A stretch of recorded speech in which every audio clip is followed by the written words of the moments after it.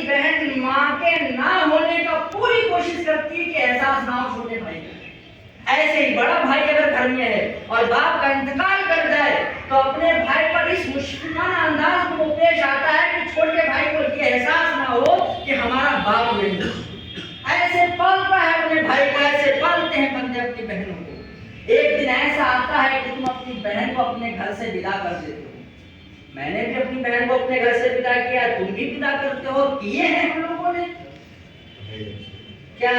اور ایک اور رسم چلتی ہے, عیدی دینا, تیوہاری دینا, نام سنا ہے نا.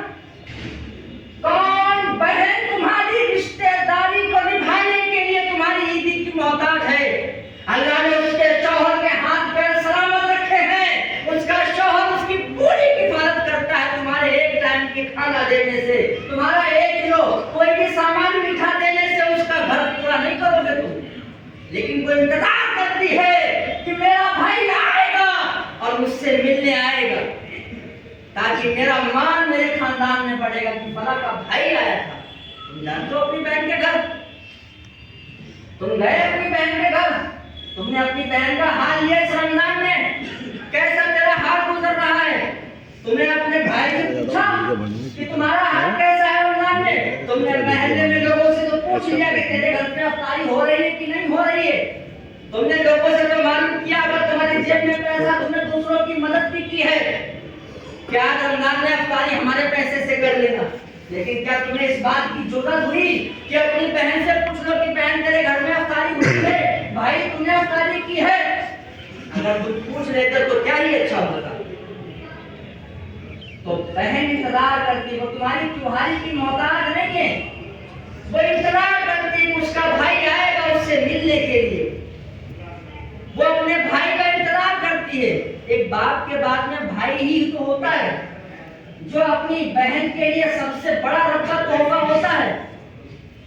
کیا تمہارے 500 روپے خرچہ کرنے سے اس کے سال بھر کے خرچے کی کمائی نکل جائے گی؟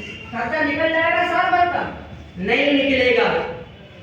کتنا بھی بڑا بھائی ہو جائے, کتنی بھی بوڑھی بہن کیوں نہ ہو جائے, لیکن اس کا مائکہ اس کے لیے بہت بڑی چیز ہوتی ہے. مائکے کی چڑیا بھی بہن کو سنہری لگتی ہے. تم تو بھائی ہو.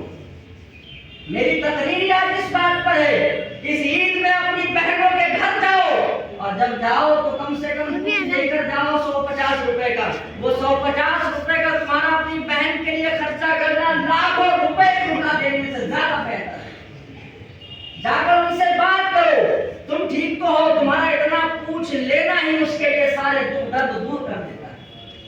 تمہاری جائیداد میں حصہ لینے نہیں آتی تمہاری بہن, جبکہ اس کا پورا حق ہے تمہاری جائیداد میں. اسلام نے اس نے حق رکھا ہے. للذکر مثل حظ الانثیین, قرآن مجید کی آیت ہے یہ کہ اللہ تبارک و تعالیٰ نے جو لوگ مرد حضرات ہیں ان کے لیے ڈبل حصہ رکھا ہے, جو عورت ہے اس کے لیے سنگل حصہ رکھا ہے. اگر کوئی تمہارے گھر میں بھائی بہن ہے, 2 بیٹا بیٹی ہے, تو اسلام کے قانون کے حساب سے اگر آپ حصہ بٹوارا کرتے ہیں, 6 بیگھے آپ کے پاس زمین ہے تو 6 بیگھے میں 4 بیگھے لڑکے کی, 2 بیگھے لڑکی کی. یہ اسلام کا تقاضا ہے. 2/3 حصہ دینا پڑے گا آپ کو اگر بہن مانگے تو, یہ حق ہے. لیکن وہ تم سے نہیں مانگتی ہے, نہ تم دیتے ہو. کیا مانگتی ہے اس کے بدلے میں؟ نہیں مانگتی ہے. وہ مانگتی کیا ہے؟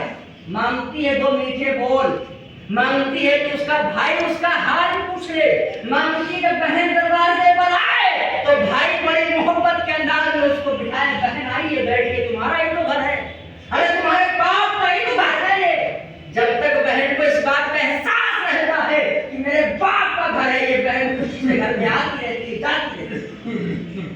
ہم نے اپنی بہنوں کو بلایا ہے, تم نے قطع تعلق کیے ہیں, ہم نے قطع تعلق کیے ہیں. ان قطع تعلق کرنے کی بنیاد پر آج تمہاری ہماری دعائیں مسجد میں رو رو کے دعا کرتے ہیں, لیکن اللہ پوری نہیں کرتا ہے. آج سچے دل کے ساتھ میں اگر تمہارا کوئی ناراض ہے تم سے, آج راضی کر لینا.